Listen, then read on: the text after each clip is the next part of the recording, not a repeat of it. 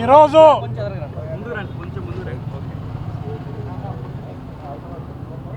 మూతిని అడ్డం పెట్టి సూర్యుని ఆపాలనుకోవడం ఎంతటి హాస్యాస్పదమో, ఈ కేసులను అడ్డం పెట్టి జగన్మోహన్ రెడ్డి గారిని అడ్డుకోవడం కూడా అంతే హాస్యాస్పదం అనేది ఈ రాష్ట్ర ముఖ్యమంత్రి చంద్రబాబు నాయుడు గారు గమనించాలి. చంద్రబాబు నాయుడు గారి మూతిని ఇట్లా సూర్యునికి అడ్డం పెట్టి సూర్యున్ని ఏ రకంగా ఆపాలని ఆయన ప్రయత్నం చేస్తే అది విఫలమవుతుందో, అది హాస్యాస్పదమో, ఆ రకంగానే ఈ కేసులను పెట్టి జగన్మోహన్ రెడ్డి గారిని అడ్డుకోవటం కూడా అంతే హాస్యాస్పదమని ఈ రాష్ట్ర ప్రజలందరూ కూడా గమనిస్తూ ఉన్నారు. ఈరోజు ఈ రాష్ట్రంలో ఇందిరాగాంధీ గారు 1975లో పెట్టిన ఎమర్జెన్సీ రోజులను చంద్రబాబు నాయుడు గారు ఈ రాష్ట్ర ప్రజలకు గుర్తు చేస్తున్నారు.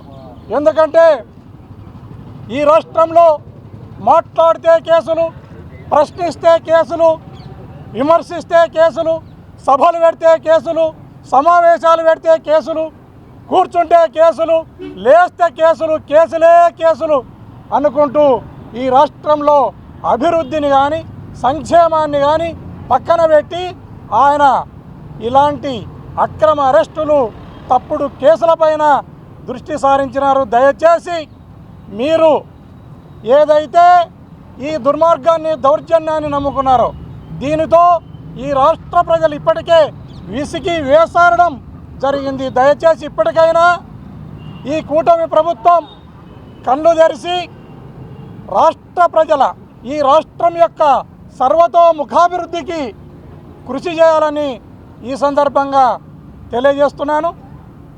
రాష్ట్రంలో అనేక రకాల దాడులు, అనేక రకాలుగా దౌర్జన్యాలు వైఎస్ఆర్ కాంగ్రెస్ పార్టీ లీడర్లపైన కానీ కార్యకర్తలపైన కానీ చేస్తూ ఉన్నారు.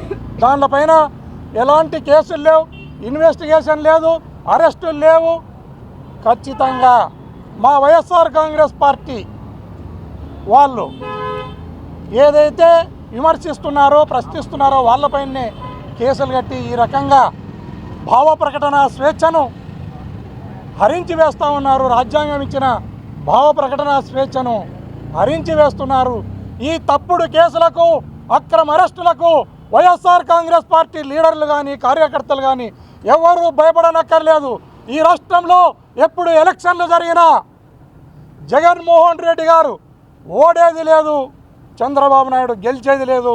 ఇది రాష్ట్ర ప్రజలందరూ కూడా గుర్తుపెట్టుకోవాలని ఈ సందర్భంగా తెలియజేస్తున్నాను.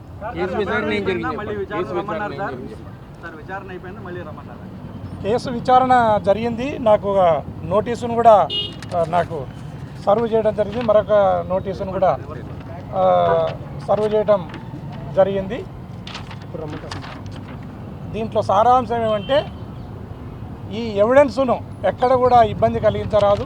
పోలీసు వారు ఎప్పుడు పిలిస్తే అప్పుడు ఇన్వెస్టిగేషన్కు రావాలి, కోర్టుకు కానీ పోలీసు వాళ్ళు పిలిచినప్పుడు కానీ. తర్వాత ఎవిడెన్స్ను ఎక్కడ కూడా డిస్ట్రాయ్ చేయడానికి కానీ సాక్షులను బెదిరించడానికి కానీ ప్రయత్నం చేయకూడదు అనేది జనరల్గా అందరికిచ్చే నోటీసే, జనరల్ నోటీసు నాకు కూడా ఇవ్వడం జరిగింది. నేను పోలీస్ వ్యవస్థకు పూర్తి స్థాయిలో సహకరిస్తానని కూడా ఈ సందర్భంగా పోలీస్ వ్యవస్థకు కూడా తెలియజేయడం జరిగింది.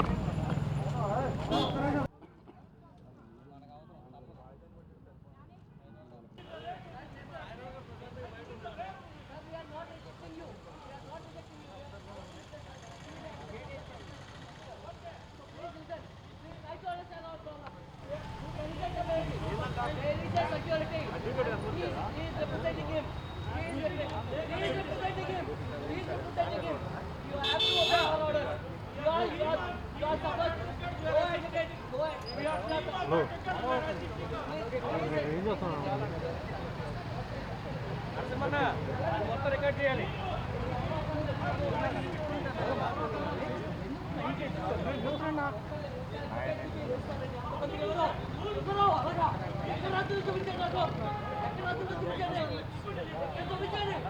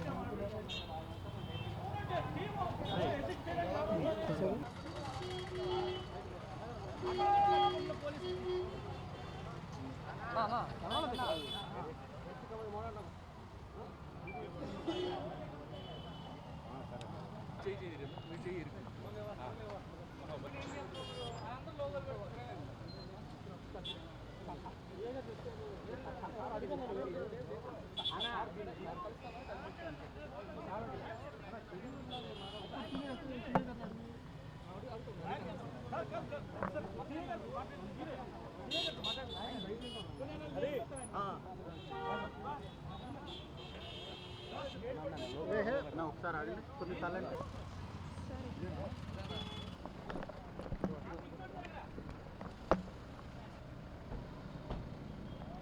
ఎంత ముందుకెళ్తారు వస్తాం నీట్గా ఫ్రేము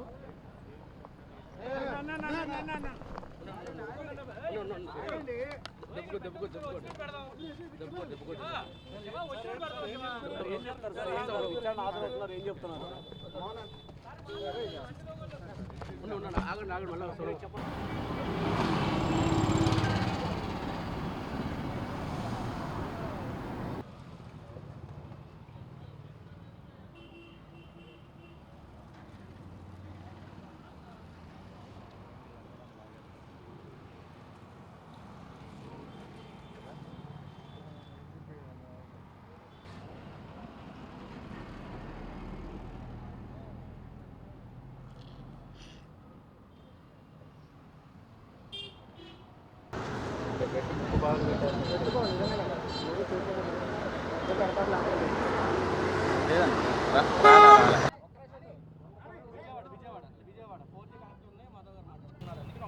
ఒక్కరని చెప్పడానికి మీరు చెప్పిన దానికి మేము అన్నాం కానీ రెస్ట్రిక్షన్ ఉన్నాయా సెక్యూరిటీ అన్నారు మీరు పక్కన మీరు వద్దు మీరు మాకు ఇక్కడ